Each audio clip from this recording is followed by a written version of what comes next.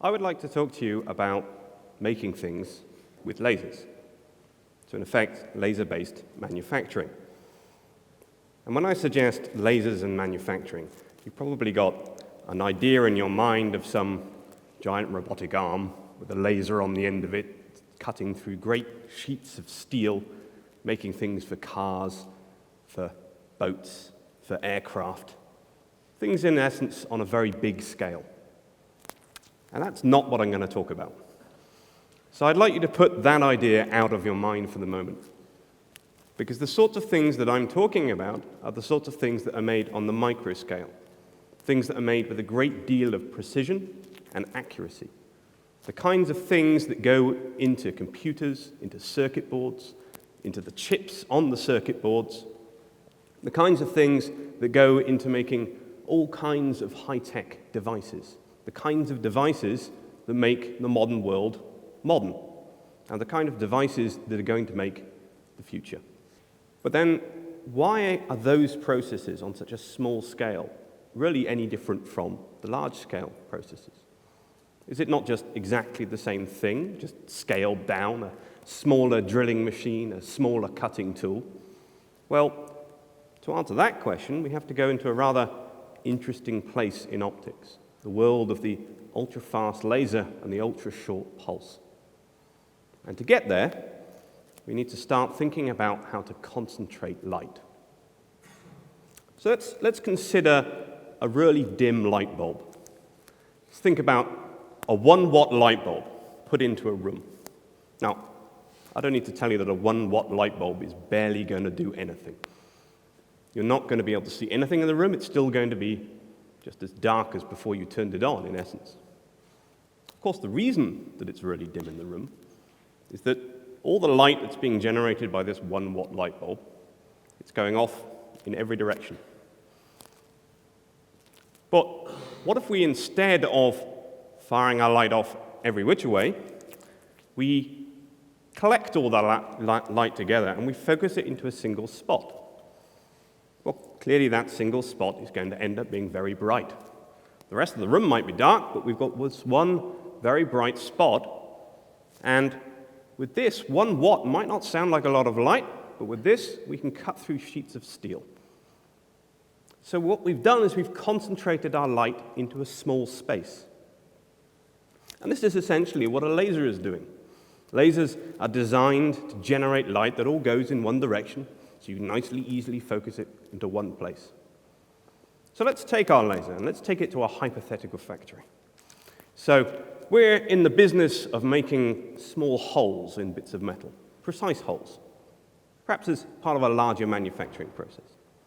So if we have our laser beam and we shine it onto our piece of metal, it's fairly obvious that over a period of time, yes, some of the light will get reflected, but then some of it will get absorbed. So, given a bit of time, the metal starts to heat up. Given a bit more time, the metal will start to melt. Given a bit more time, some of the metal will start to vaporize, and we start drilling that hole we were after. Given enough time. But time is our enemy, because in this process, we're depositing energy, we're putting heat into it, we're trying to drill a hole. But the length of time it takes to get all this energy into the system, it's also spreading out across the material. So we're getting heat in the areas where we don't want to create a hole. So the end result is that we end up with a rather messy hole. We end up with molten metal surrounding it, and that molten metal can flow around, fill in the hole, or create really something that looks quite ugly. Now, this isn't precision. This isn't what we wanted. We're going to have to try something a bit better. So, what happens if instead of using a continuous beam of light, we instead use pulses? Let's say we're doing pulses once every second. Clearly, if those pulses are 1 second long, then our 1-watt laser is going to look exactly the same as it did when it was doing continuously, because the pulses merge.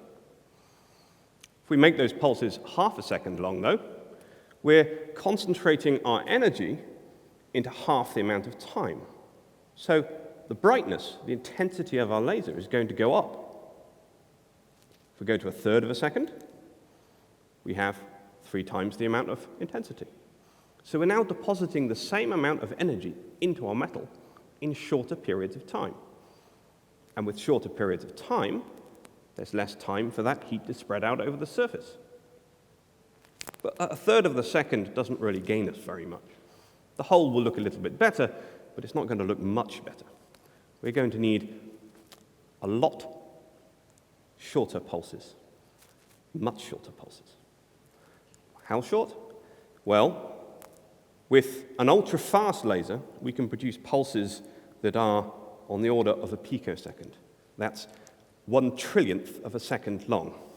And as a result, that peak intensity in our pulse, this is now billions, trillions of times higher than it was when we had a continuous beam, but we're still only using a 1-watt laser to do it. And at this scale, the pulses are so short that the intensity is absolutely astronomical on any individual point. So with that, the metal that we're shining our laser beam onto, it goes from cold to warm to molten to vaporized so fast that it effectively just disappears. And there's literally no time for that heat to move around on the surface. So the end result is a really neat hole. We have precision. We have exactly what we wanted.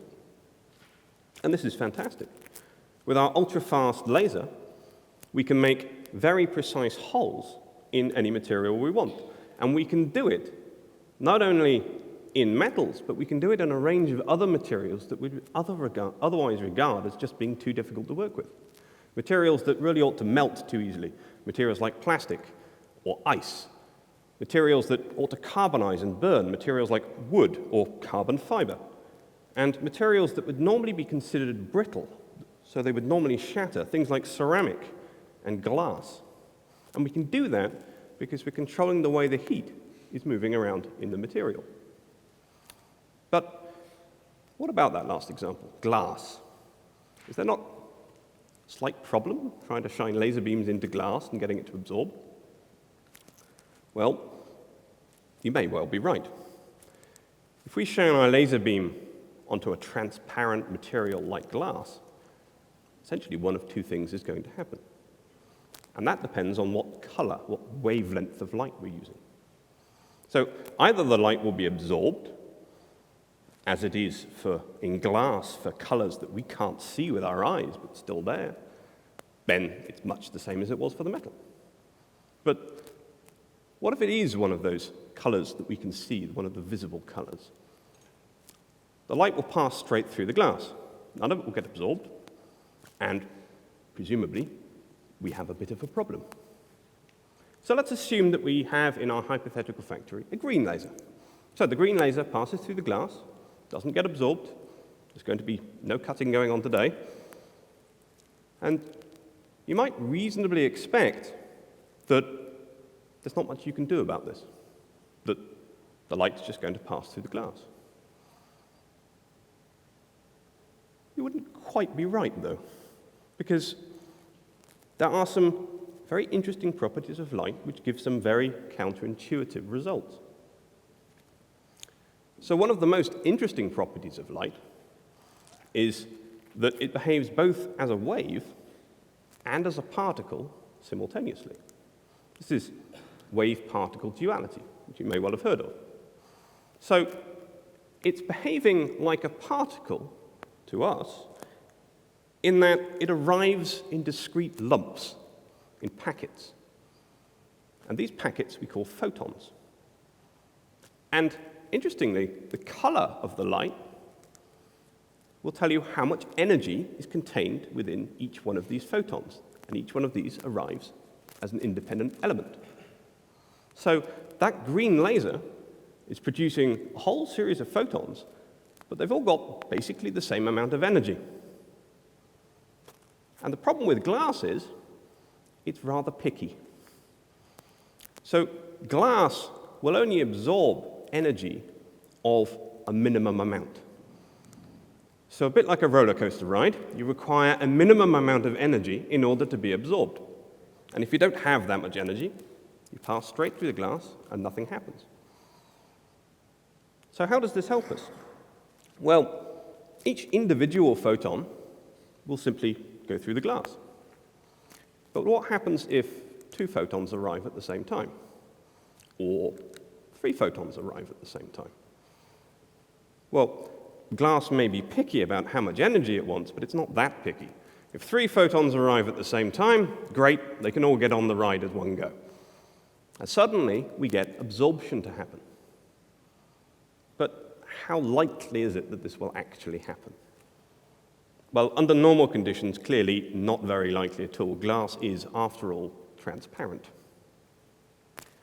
But we've concentrated our light in these ultrafast pulses, not only in space, but also in time.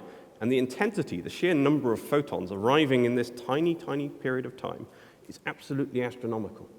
So rather than having a huge number of atoms and a small number of photons, we've got a huge number of photons and a small number of atoms. So suddenly, the probability of 3 photons arriving at once, it's no longer impossible, it's actually now extremely probable. And with this, we can actually do these high-quality machining, this precision cutting in transparent materials like glass. But we can actually take that a step further, because we know that we're only going to get this to happen where we have the highest possible intensity. And if we're focusing our light down into a spot, that means it's only happening at the focus itself. And that's something we can move around. It doesn't have to be on the surface of our material. So we can actually start cutting our glass not just on the front, we could cut it on the back. Or we could even start processing the glass inside the block itself and make holes inside the material. So now we're able to create objects from the inside out in materials that ought to be transparent using a laser with the wrong color. And we can actually even combine these 2 effects, the ability to place exactly where we're absorbing the light and controlling the amount of heat that's involved in order to do things that really seem to be impossible. Things like directly welding a glass block onto a lump of metal. And we can do this because we are controlling the heat and we are controlling the way it absorbs. So, with these new manufacturing processes and with other new manufacturing processes, we're able to make things on scales that would be considered implausible, with materials that ought to be considered impossible to work with. And we can do it all with these tools. We can make these devices that are going to end up being part of our future. In fact, we can make the future. Thank you.